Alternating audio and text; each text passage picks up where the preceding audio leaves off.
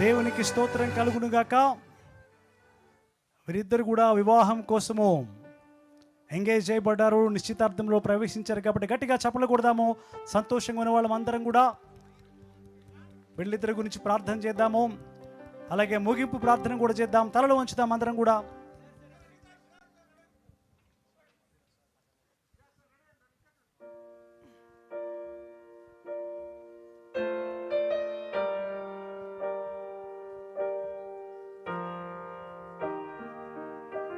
వీరిద్దరిని కూడా ఆశీర్వదించాలనుకున్న వాళ్ళు దయచేసి వివాహమైన వారు మీ కుడి చేతిని పిల్లల వైపు చూపించండి.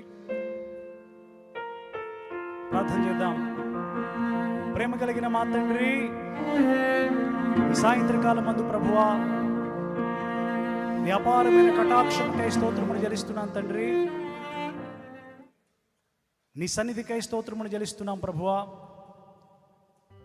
మా ప్రియులు తండ్రి రాజారెడ్డి, అట్లాగే ప్రియాలు తండ్రి, పరిశుద్ధ వివాహము కోసము ఈ నిశ్చితార్థంలో ప్రవేశించినందుకు స్తోత్రములు ప్రభువా. ఇది మొదలుకొని నీ క్షేమము, నీ కృప, నీ కనికరములు మితి లేకుండా ఈ బిడ్డలకు అనుగ్రహించండి తండ్రి. వీరి ప్రాణాత్మ దేహములను వివాహం కోసం సిద్ధపరచుమని ప్రార్థన చేస్తున్నాం ప్రభువా.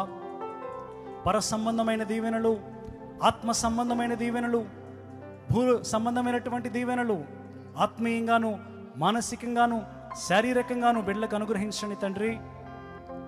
అన్ని విషయాల్లో, ప్రతి సిద్ధపాటులో నీ కృప తోడుగా ఉంచండి ప్రభువా. ఈ వివాహ బంధమును బట్టి ఈ బిడ్డలు తమ జీవిత కాలం అంతా ఆనందించుదురుగాక తండ్రి. సమాధానముతో వర్ధిల్లుదురుగాక.